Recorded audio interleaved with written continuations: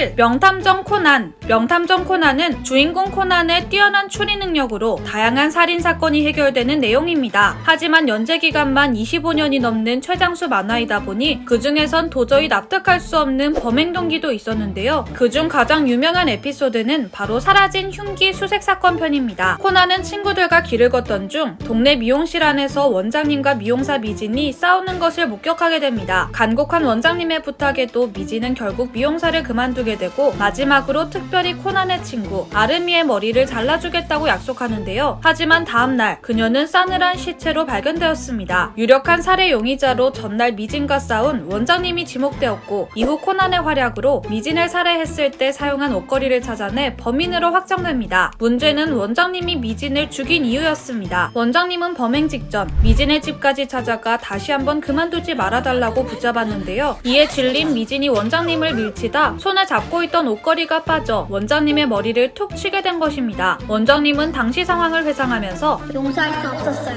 그동안 내가 얼마나 잘해줬는데 감히 나한테 옷걸이를 던지다니 라며 분노했습니다. 하지만 이후 골롬보 형사님에게 그게 이유입니까? 그런 하찮은 이유로 한 사람의 목숨을 그렇게 쉽게 빼앗은 거냐고요? 라는 일침을 들으며 사건은 마무리되죠. 이 대화를 통해 원장님은 옷걸이에 맞아 홧김에 사람을 죽인 인물이 되었는데요. 결국 해당하는 코난 독자들 사이에서 가장 어이없는 살해 동기 탑10 중 부동의 1위가 됩니다. 2. 20세기 소년. 20세기 소년은 그리고 세계는 멸망했다와 장남 1세 25살이 넘도록 저 모양이지 밈으로 유명한 SF 만화입니다. 이 만화의 줄거리는 주인공 켄지가 쓴 예언의 설을 중심으로 진행되는데요. 예언의 설한 1970년대 켄지가 초등학생 시절 비밀기지 멤버와 함께 만든 책으로 21세기가 되어 멸망위기에 처한 지구를 지킨다는 상상을 담은 내용이었습니다. 성인이 된 켄지는 어느 날 비밀기지 멤버였던 동키가 죽었다는 소식을 듣게 됩니다. 그리고 동키가 남긴 편지를 통해 예언에서의 내용 그대로 세상을 멸망시키려는 정체불명의 인물 친구에 대해 알게 되는데요. 심지어 그는 비밀기지 멤버끼리만 알고 있는 마크까지 쓰고 있었습니다. 이를 본 켄지는 비밀기지 멤버들을 다시 모아 친구의 정체를 밝히겠다고 결심합니다. 결국 예언해설을 통해 그를 추적한 결과 드디어 친구가 누구인지 알아냈는데요. 얼굴을 확인한 켄지 일당은 충격에 빠지게 됩니다. 그 정체는 바로 켄지와 함께 친구의 뒤를 쫓던 후쿠베였기 때문이죠. 그는 스파이로 활동하며 켄지 일당의 움직임을 감시했던 것입니다. 알고 보니 후쿠베는 동창 중 한 명이었을 뿐 비밀기지 멤버가 아니었습니다. 때문에 켄지가 후쿠베를 한 번에 알아보지 못한 것이지만 그가 예언에서 내용을 알고 있어 착각한 것이죠. 이후 만화 후반부에서 후쿠베가 왜 세계를 멸망시키려 했는지 밝혀지는데요. 어린 시절 자존감이 낮았던 후쿠베는 다른 친구들에게 존재감을 드러내고 싶은 과시욕이 강했습니다. 그래서 인기가 많았던 켄지를 질투하는 동시에 부러워했죠. 이후 후쿠베는 자신의 존재를 알리기 위해 사건 사고를 일으켜 켄지와 친구들을 놀라게 하기 위해 노력했습니다. 하지만 후쿠베가 꾸민 일은 모두 눈속임이었기에 곧 정체가 들켜 웃음거리가 되기 일쑤였습니다. 결국 극심한 굴욕감을 느끼게 된 후쿠베는 점점 더 삐뚤어지게 되는데요. 켄지 일당의 비밀기지에 몰래 들어가 우연히 예언의 설을 읽게 된 그는 이를 참고해 신예언의 설을 만들었습니다. 그리고 자신이 쓴 내용대로 세상을 멸망시키기로 결심하게 됩니다. 나에게 창피를 준 비밀기지 멤버들에게 복수하고 위대한 인간이 되겠어. 결국 후쿠베는 예정대로 계획을 실행해 전 세계 수십억 명의 사람들의 목숨을 빼앗고 맙니다. 참고로 20세기 소년은 일본에서 실사 영화로 제작되기도 했는데요. 봉준호 감독이 이 작품을 맡을 뻔했다고 합니다.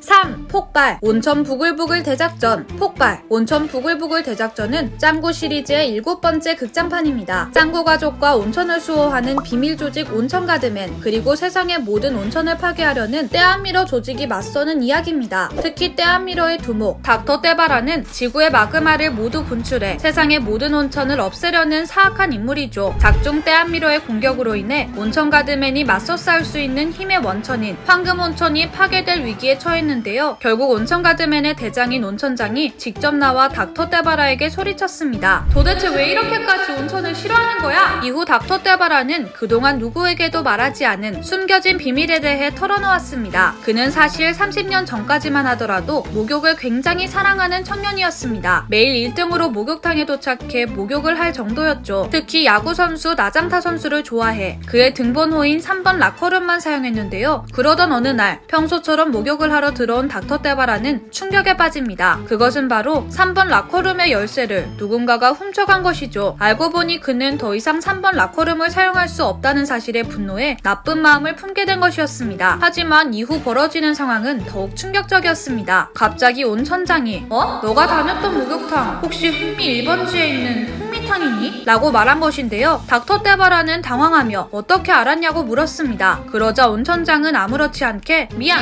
그 범인이 바로 나였어. 나도 나자카 선수 팬이었거든. 이라며 자신이 훔친 3번 열쇠를 보여줬습니다. 닥터 데바라가 복수를 다짐하게 만든 인물이 바로 눈앞에 있는 온천장이었던 것이죠. 이후 태연하게 추억에 잠긴 온천장을 보고 폭발한 그는 황금온천을 파괴하려고 날뛰기 시작했습니다. 결국 황금온천의 힘으로 약한 마음이 사라진 닥터 데바라는 자신의 죄를 반성했고 온천장도 3번 열쇠를 돌려주며 사과하며 훈훈하게 마무리되는데요. 하지만 이후 닥터 데바라와 온천장의 사연은 많은 이들에게 허무함을 안겨주었고 이후 오랜 시간이 흐른 지금까지도 만화 속 가장 어이없는 범행 동기로 전해지고 있습니다. 오늘의 이야기 흥미로우셨다면 구독과 좋아요 부탁드려요. 저는 다음에 더 흥미로운 이야기로 찾아뵐게요. 안녕.